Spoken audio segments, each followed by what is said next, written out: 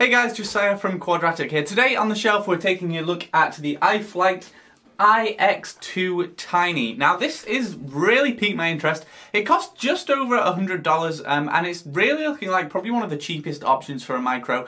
And the good thing about this, well, it might be a good thing, it might be a bad thing, is it's actually a DIY. So, you know, if this is sort of maybe the first time you're going to build a quad, this comes with absolutely everything you need. It's cheap and it's good specs, and yeah, it's easy to build.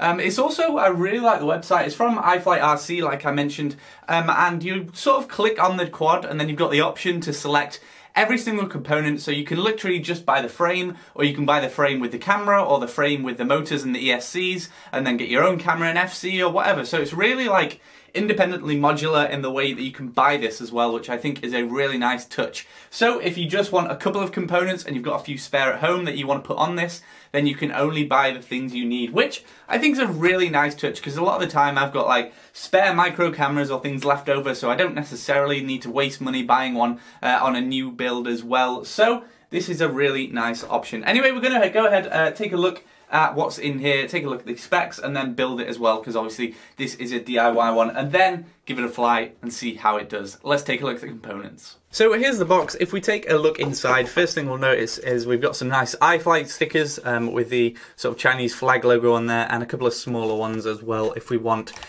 So we've got a lot of things. I'm just going to take them all out and then I'll go through them all individually and tell you about what each thing is. So this is everything that comes in the box, and it's quite a good collection. We'll go ahead and take a look at each of these parts individually. So the first thing we've got is these iPower motors. Now I've not seen these about much, so I'm not going to be able to say whether these are really good or not, but I'm going to look forward to testing them. These are 7500 kV and they are 4 pieces, obviously 2 counterclockwise I'm guessing they've sent, and 2 clockwise as well in there. So yeah, they're nice and red, you'll be able to see. They're actually 1104s, not 1103s. It might be able to focus on there, you can just see.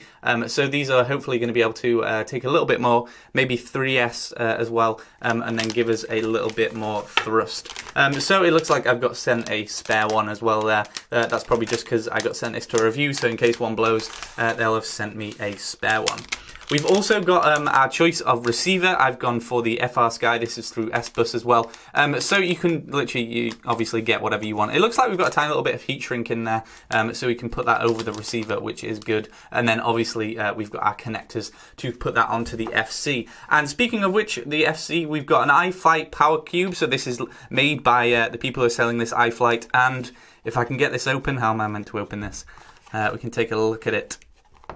Oh, there we go. That was just me being stupid. Okay, so this is, like it said, a power cube. So we've got, oh, it looks like we've got a capacitor there as well, which is quite pretty cool. We don't really get these. Well, we never get these. I've never seen any of these come on any builds. So I'll take this out the packaging and we can take a look at what we've got. This is sort of the mini flight tower. You can see we've got our F4 flight controller in here, not F3, so it's more advanced than most of the micro ones that are coming out. If you want to get this on its own, this whole kit, this fly tower thing is only about $40, I think. It's also got D-Shot, so it's running the latest firmware, which is really nice as well.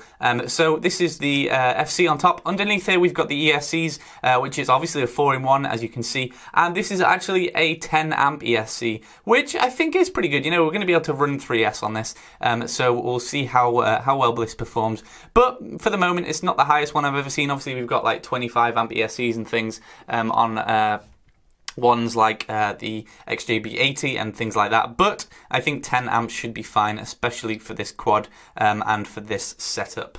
Next up, it looks like we've got a buzzer in here as well, which is quite good to have on a mini quad, just in case it does go a bit too far out of range. We've also got a battery strap by the looks of things, a huge bit of Velcro. I'm not too sure what this is for, because obviously this is never going to fit on the quad, but maybe that's just to snip off. Although, yeah, it looks like it could be the sort of dual Velcro, so I guess you snip a little bit of that off, put some on your battery, and put some on the end of the quad as well. We've also got some frame protectors, prop protectors even, which actually feel quite good, quite sturdy. So hopefully this is going to protect it when we're flying indoors, and that is a nice touch, because a lot of these beastly quads don't come with these, so I don't really feel that comfortable flying them indoors, just in case I'm chipping paint or something, because I don't have a huge house. Here we've got a 3D printed, very roughly 3D printed by the look of it, camera mount, which I think is a nice touch. You know, we usually just sort of randomly attach it, although it doesn't look like it has any ability to change the angle on this. Although actually saying that, you can see it's sort of slanted here, so hopefully this is going to be a good angle for our camera to go at.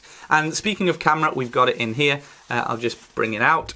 This is a whip antenna camera instead of the cloverleaf, which is always nice to see, because we don't want that cloverleaf getting smashed up. Although this is a bit stiff, but I'm sure that's got a little bit of wiggle room in it. So this is only 520 TVL, but hopefully, you know, it should still perform well, especially if we're not going a massive range, because this is only a 25 milliwatt VTX. But like I said, when you buy it online, you can literally choose to not get it with the camera and then replace it with your own camera if you want, if you've already got one, if you want a more powerful one.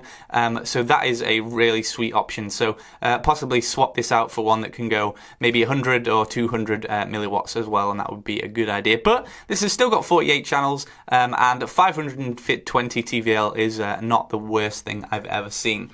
So onto the props, we've got two sets of one set of 3-bladed props in there, right and left. And then, well, two sets there actually, because we've got 4 in each. So we've got two sets of 3-blade props, and then one set of 5-bladed props. These are, I think, 19 by 35, or they could, oh no, they're 20 by 30, sorry. So if you're going to get spares, these are really easy. There's a hell of a lot of these everywhere. Not many 4 blades though. I've not really seen many quads. They usually just ship with 3 or 5 blades. I prefer 4 blades on mini quads like this. So last thing, we've got the frame and what looks like a JXT plug in here, and some red standoffs as well. So those red props and propeller guards are going to go really nice in here.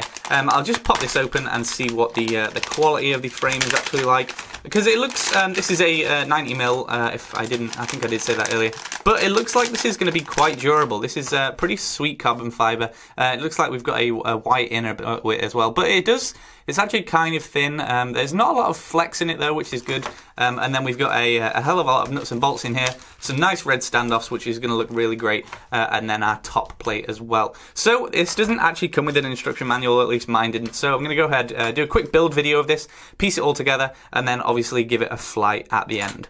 So this is going to be a pretty simple build, so I'm not going to show me doing all of it, but I will just mention that the FC is sort of diagonally placed. It has the forward facing along the diagonal, and there are holes on this to mount it either diagonally like that or just normally like that. I think I'm going to go ahead and mount mine normally, but if you want, you can mount it diagonally as well. But just remember, if you're mounting it like me normally, then when you go into beta flight, you're going to need to rotate the FC axis by 45 degrees. So yeah, this is going to be, like I said, pretty simple build. Firstly, I'm just going to solder all of the motors onto the ESC and then connect that all up, and then simply plug in the camera and the receiver, and then that'll pretty much be it. And of course, don't forget to add on this JXT plug as well. Okay, so here's a quick shot of everything wired up, and sorry for the handheld, I'm just trying to show it quickly. We've basically got the battery power going into the bottom of the ESCs.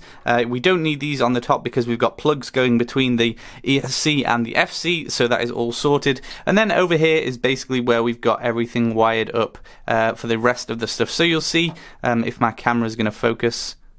There we go. Here on the yellow, we've got our S-bus for our FR Sky. On the top two, on the right-hand side, we've got the buzzer, 5V and ground. Then we've got the 5V and ground for the FR Sky receiver, and then also the 5V and ground for the camera here as well. So that's literally everything wired up and plugged in. It took me literally 10 minutes. Now we're going to go ahead, put it all on the frame, and piece it all together. Alright, so here it is pretty much almost finished. We've got the mount on the front there, the 3D printed one, that simply bolts on underneath. I've stupidly, you'll be able to notice, mounted it wrong so that I've got my USB port at the back, which I can't access. So rotate this 90 degrees when you're mounting yours, so you'll have it on the side. I've also decided to go ahead and put these propeller guards on because I want to fly it around the house and see how it handles. And I've also gone and put the plug down for the battery in the bottom, although it looks like, looking at the top, wherever the top is, here it is, it looks like we've got battery straps for holes for the battery straps to go on either side of there. So could have a top-mounted battery, which I kind of do prefer. So beware that you might want to plug have your battery plug coming out into the top instead of underneath. So anyway, I'm going to leave it there for this video. We'll be continuing the build in the next one and going out and flying it. Thanks for stopping by. I'll see you next time, guys.